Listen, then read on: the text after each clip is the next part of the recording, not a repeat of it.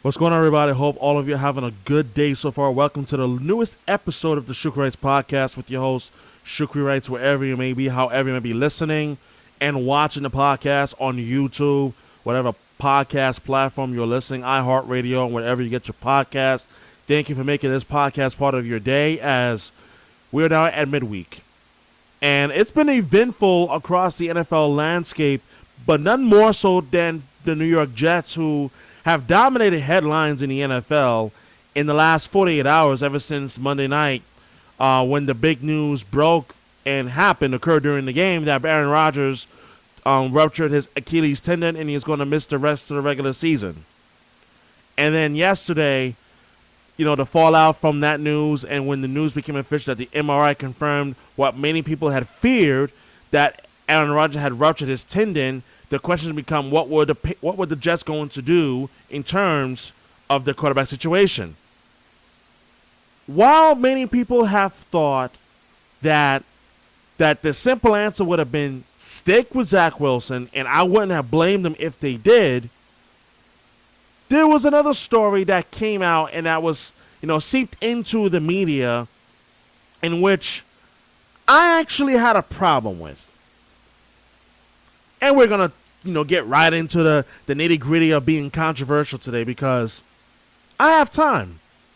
I have time for the nonsense that was spread around yesterday, in which I thought it was absolutely ridiculous. Dare I say moronic, that this was even an idea that was even being entertained. Why would it be entertained? Who would even entertain it? That's right. We're talking about those who are still holding out hope for one Colin Kaepernick.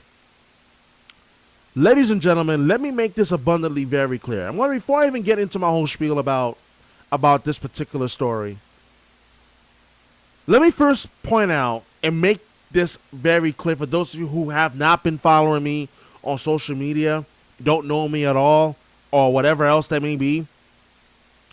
Ever since Colin Kaepernick took that knee during the preseason game in the summer of 2016, I have publicly and through digital media have defended his stance in regards to why he was kneeling for the national anthem.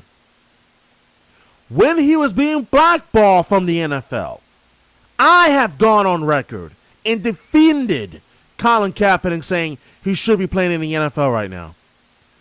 But we all knew the reason why he was being blackballed from the league. The reason why he was being blackballed was obviously because he took a stance against police brutality, in which you and I know, and those that have their eyes open, know that Colin Kaepernick was absolutely right. He was proven right again and again and again. Unfortunately, not by his critics, but by those in law enforcement. I have publicly, on more than one occasion, have gone on social media saying that he should be playing in the NFL. Fast forward now to a little more than a year since he was last giving a tryout in front of NFL teams and scouts. That didn't go well. Now, fast forward to present day. You have people such as Jamel Hill, who would basically tweet out that there's a guy who could use another shot in the NFL right now, and it rhymes with Kaepernick. She was directly alluding to the blackballed NFL quarterback Colin Kaepernick. When I saw this, I said to myself, you've got to be kidding me. You have got to be kidding me. Because here's the problem that I have with this idea. I wanted Colin Kaepernick back in the league, but now, 7 years out of the league, 7 years he has not played a snap in the NFL or anywhere else in the fact of the matter, even the XFL. You suddenly thinking that the Jets could sign Colin Kaepernick off the streets after 7 years of not having played in the NFL was going to do this team much good. It wasn't going to do this team much good. And all it did was just conjure up the drums of outrage and people who feel strongly either against or for Kaepernick, especially during this time period when he made it very, very known that he was not going to be standing during the national anthem. My question to the people who think or share similar sentiments to Jamel Hill of The Atlantic is this. Why are you still holding on hope for someone like Kaepernick to still be giving another shot in the NFL when we all know anyone that has a brain, has eyes, that has ears, know that that train is past. It's not coming back. You and I know that that train is never going to be coming back into the station again. The train of Colin Kaepernick taking a meaningful snap on an NFL Sunday is not going to happen ever again. You and I know that. So why is this idea even still being floated out there to begin with? See, personally, I made peace with that a long time ago. I made peace with that, to be honest with you, 2 years ago. 2 years ago, I made peace knowing that this was not going to happen ever again. Truthfully. And even when he was given that tryout in front of NFL scouts, in front of NFL teams and so forth, we all knew that this was just a bogus attempt, a pat in the back, a good old public face of, hey, we tried, but knew damn well that Colin Kaepernick wasn't going to bite the bullet. So when the Jets made it known via the media just a few hours ago that they were not going to even sign Colin Kaepernick for a tryout or even add him to the practice squad with an opportunity to compete for the starting job, this was like the most least surprising news that I've seen in quite some time. Folks, I don't live on Delusional Boulevard. I live on Reality Street. And the reality is this. I wanted Colin Kaepernick back. I wanted him to have another shot in the NFL. But to be truthful with ourselves and to be honest with ourselves, you know full and well, you know damn well that chance was not coming again. It wasn't going to happen again. It's been too many years. It has been too long. The chances of it happening are at zero. None. When you know and you've seen journeyman backup quarterbacks like Ryan Fitzpatrick and among others get their shot to be a starting quarterback ahead of Colin Kaepernick, that should have been your writing on the wall. But of course, in life, there's nothing more powerful than hope. There's nothing more powerful than belief. Yes, believe, hope, yes. But at some point, you have to have a date with reality. You got to come to the dinner table, sit with reality, and look at reality in the eyes and say, hey, this ain't happening. You can enjoy a cocktail. You can enjoy a cheesecake. And you can enjoy a sirloin steak with it. But the bitter taste of asparagus, a.k.a. the truth, was going to dominate that meal. And that truth is Kaepernick was never going to be considered. So, yeah, my annoyance is with those people who are still floating out the idea, Kaepernick, he should be considered. What part of the NFL does not give a flying damn don't you understand? What part of it don't you get?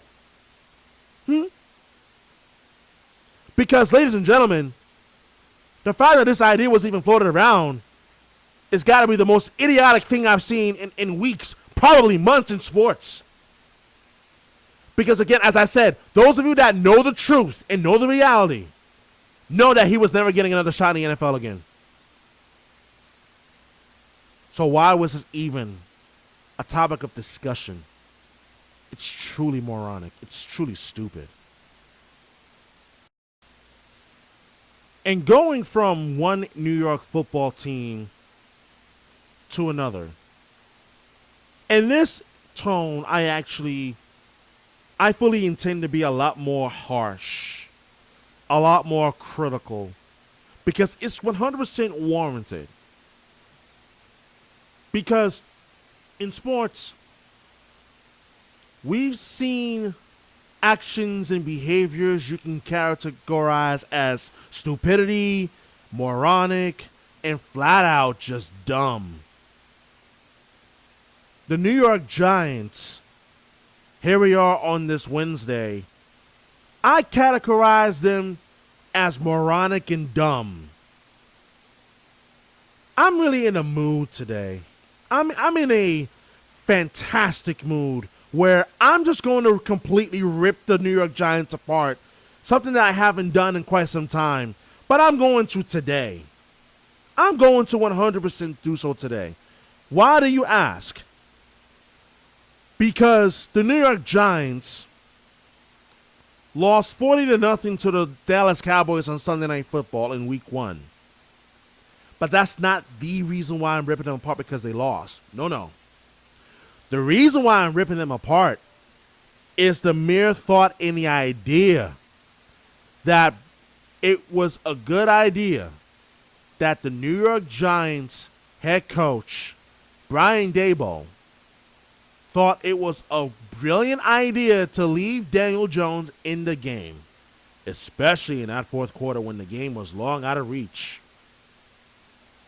And what was Brian Daboll's excuse to leave Daniel Jones, their franchise quarterback who signed a 4-year deal, $160 million deal in March? This was his excuse. Coach Daboll says he was trying to get something positive going. Trying to get what exactly that would be positive going, Coach Daboll? What positive would it have been for Daniel Jones to stay in? And God forbid had he gotten hurt on a sack, similar to what happened to Aaron Jones on Monday night. What would have been your excuse then? Because for those of you that may have forgotten, the Dallas Cowboys had 7 sacks in the game. Micah Parsons, who got that dog in him, was part of the sack party at MetLife Stadium. What bothers me is this. Your team is ahead. If you're the Dallas Cowboys, if you're the New York Giants, you're getting your ass handed to. You're getting your doors blown out. And yet, the prevailing thought is, instead of protecting your quarterback, whom you're going to need, you decide that leave him in there. Let's get something positive going. Yeah, positivity. Woo! Yeah, how positive would it have been had he gotten hurt? Because, ladies and gentlemen, there's an inherent risk every single time you step on an NFL field. Any single play could be your last play of the day, of your season, or at worst, your career. What sense did it make to leave Daniel Jones in the game? None. Zero. And the best thing you could have done is left him in there for what? It's raining. The Giants' offensive line was as invisible as a Statue of Liberty in a New York harbor on a rainy night. You couldn't see it. It was nowhere to be found. But yet, your new $160 million quarterback, who you dubbed as the guy moving forward, was left in there to the dogs.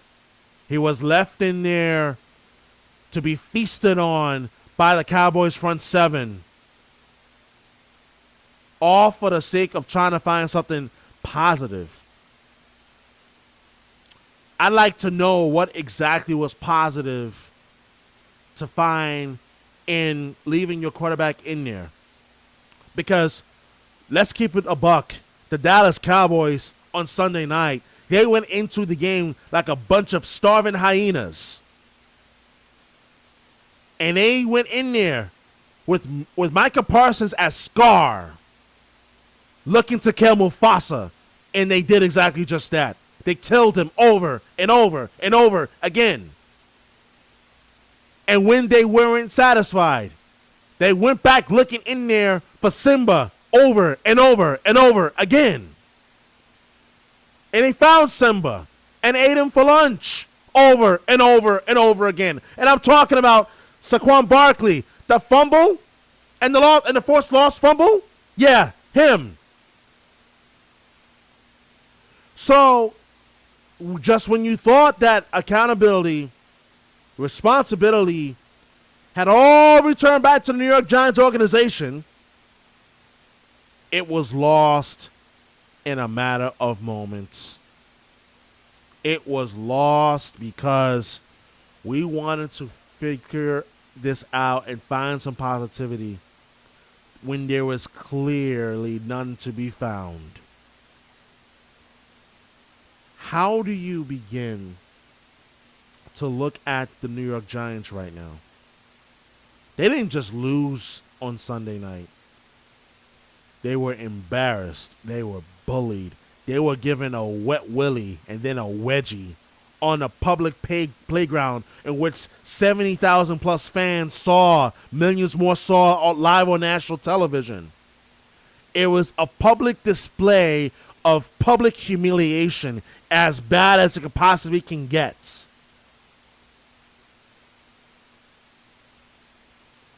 And then, at the end of the night, all one could wonder is, what in the world was that? What was that? I like to make this final point in conclusion on this topic. Brian Daboll, if you were going to save your quarterback and save your franchise moving forward because you have no viable backup quarterback that could take over for Daniel Jones if he were to get injured, do yourself a favor. Protect your biggest interest on the field. That's your quarterback. Because you've shown already that you value your quarterback more than you value your franchise running back in Saquon Barkley. So, why leave your investment, your long-term investment, 4 years, $160 million man, out on the field where he is exposed and he's getting completely battered? Why? It makes no sense. It's dumb. It's irresponsible. It's idiotic. Take him out of the game. And for your sake, I just hope the Giants this Sunday at least have a much better showing, because you don't want to fall behind 0-2 to start the season. And yes, I'm fully aware that the New York Giants have started a season 0-7 and have gone on to win the Super Bowl. That was back in 2007. Different time, different head coach, different regime. So if you're a Brian Daboll, you cannot afford to make that mistake again. You can't. No matter what, you got to protect your quarterback. You got to protect your guy. You got to make sure that, okay, you know and you recognize that this was an L no matter how you may slice and dice it, that at least you have your key players, your critical players, your skill players healthy, ready to move on, looking forward to the next game, to the next matchup. That's what it's about. Not about trying to find a positive when there was absolutely none to be found. You want to find positives? Okay. You scored 0 points on that Sunday night game? Zero. You want to find another positive? Your offensive line, you better fix it. You better fix it fast. And then lastly, decisions after dumb decisions. It doesn't win you games. It costs you games in the NFL. The final topic of this podcast I want to get into is the Philadelphia Eagles, because they are going to be the first team up, or should I say the first matchup up for week 2 of the NFL season tomorrow night against the Minnesota Vikings in what will be the Eagles' home opener at Lincoln Financial Field in Philadelphia. So, with that being said, I was talking with my best friend a couple of days ago about the Eagles, and she said something to me that really stood out. And she said that she walked away from the Eagles win over the New England Patriots on Sunday feeling rather unsettled, nervous, if you will, concerned. And I thought that was interesting because the Eagles, they didn't play their best game at all, not even by a close margin. And despite the fact that the defense was able to make big plays and get big stops in key critical moments of the game, the truth of the matter is that offensively, the team left a lot more desired, and a lot of Eagle fans seemingly share that same sentiment, that offensively, this team just doesn't look right just yet. But before I even get into the offensive side of things, the things that I hope to see tomorrow night as the Vikings and Eagles kick off week 2 of the NFL regular season, that is what I hope for this Eagles offense is that they are able to find their identity. I felt as if that they got up to a fast start on Sunday against the Patriots, and then Bill Belichick and his defensive wizardry made the proper adjustments that seemingly work for an extended period of time during the game, and the Eagles' offense just absolutely stalled.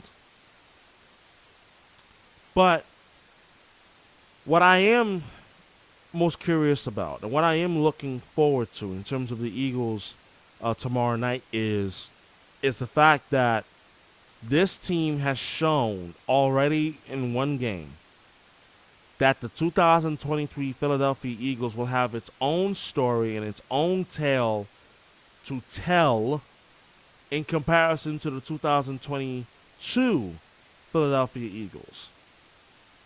In other words, don't expect this team to write a similar story this season than it did last year.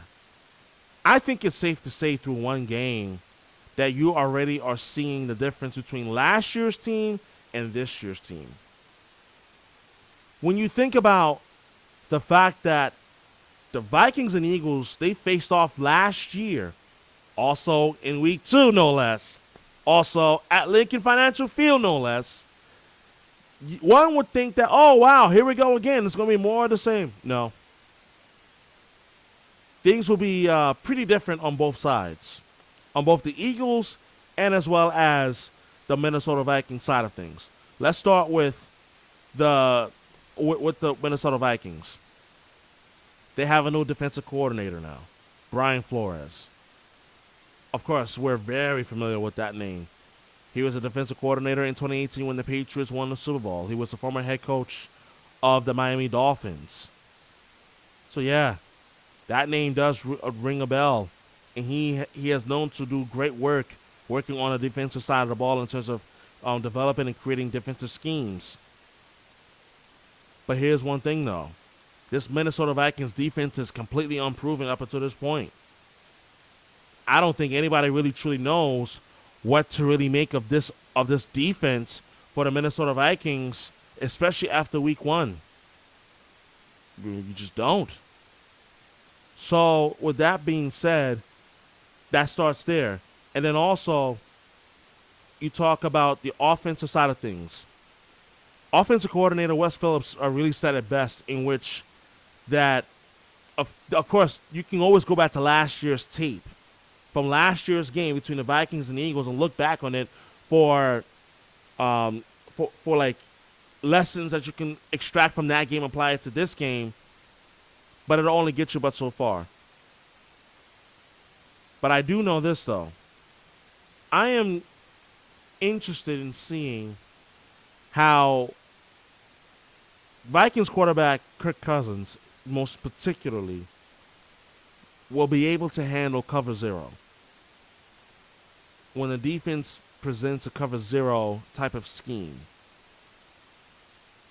Because the Eagles last year, if you remember, they showed Kirk Cousins the cover zero scheme on a number of occasions during the game. Kirk Cousins didn't know what to do with it. As you may remember, the Vikings offense struggled mightily in that Week 2 matchup last year against the Eagles. So I am curious to see what type of adjustments that the offense, especially offensive coordinator Wes Phillips of the Minnesota Vikings, will do to come back. That should the Eagles show cover zero, what will the Vikings do in terms of being able to adjust to that, to be able to attack that type of scheme? Now on the Eagles side of things, one of the things that I look for that I think that's going to be different from last year is the run game. The run game, in my opinion, did not do its best work on Sunday. It didn't do its best work.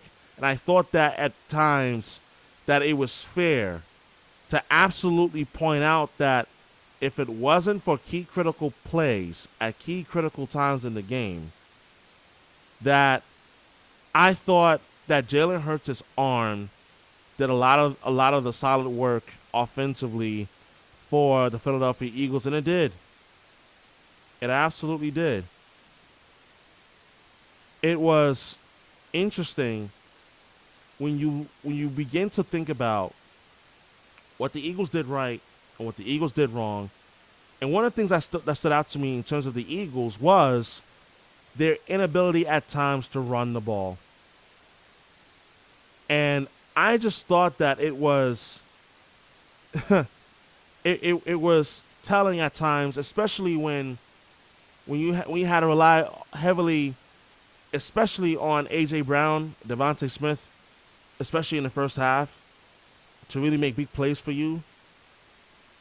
But when you're a one-dimensional offense, like the Eagles were in that game on Sunday, you can't expect to have much success moving forward, especially against the Minnesota Viking team that, let's be honest, offensively, they're going to be looking to make noise of their own.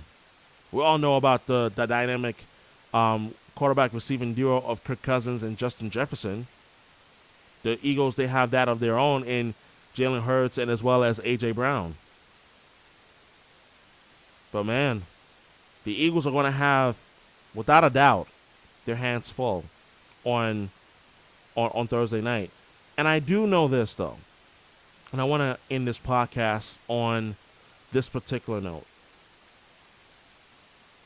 I think the biggest thing I'm going to be looking for in terms of the Eagles on Thursday is offensively, can they get themselves into a groove offensively? Because it sputtered against the Patriots at times. The defense did its job in holding off a furious comeback by the Patriots offense in the game on Sunday. But what I will tell you is this. What I will tell you is that I think the Eagles offensively, they have to be a lot better against Minnesota in terms of establishing an identity early in the game, establishing themselves, establishing the line of scrimmage on both sides, so establishing the offensive line and the defensive line early in the game, and basically go from there. Because they didn't do that early on in the game against the Patriots on Sunday. It nearly cost them, but ultimately, did the Eagles prevail? Yes. But on Thursday night, against a much tougher opponent in the Minnesota Vikings, an NFC opponent that is, I do think that the Eagles are going to have to be a lot better in terms of dominating the line of scrimmage on both sides of the ball, and as well as put up points and score touchdowns and not settle for field goals. Because a team like Minnesota, you cannot let them linger around long enough, as they will find a way to come back and beat you. They showed it a lot last season, and they're still very much capable of doing it again this season. So Vikings-Eagles will kick off tomorrow night, week 2 of the NFL regular season. It's a good matchup in Philadelphia. And look forward to seeing how both teams make adjustments, and as well as implement the lessons that were learned from last year's week 2 matchup also in Philadelphia as well. That's going to wrap it up for this edition of the Shukri Wrights Podcast with your host, Shukri Wrights. I want to say thank you for listening to the pod as well as watching it on YouTube as well. Look forward to talking to you again next time. Take it easy, and catch you on the flip side.